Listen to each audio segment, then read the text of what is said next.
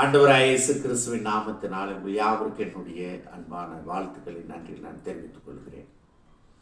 அப்பொழுது கர்த்தருடைய வார்த்தை உண்டாக்கி, இவன் உனக்கு சுதந்திரவாளி அல்ல, உன் கற்ப பிறப்பாய் இருப்பவனே உனக்கு சுதந்திரவாளியாய் இருப்பான் என்று சொல்லி அவர் அவனை வெளியே அழைத்து, நீ வானத்தை அண்ணாந்து பார், நட்சத்திரங்களை என்ன உன்னால் கூடுமானால் அவைகளை எண்ணு என்று சொல்லி, பின்பு அவனை நோக்கி, உன் சந்ததி இவ்வண்ணமாய் இருக்கும் என்றார். அவன் கர்த்தரை விசுவாசித்தான், அதை அவர் அவனுக்கு நீதியாக எண்ணினார் என்று நாம் வாசிக்கிறோம். தேவன் ஆபிரகாமை ஆசீர்வதித்தார். அளவில்லாத ஆசீர்வாதம் என்று நாம் சொல்ல முடியும்.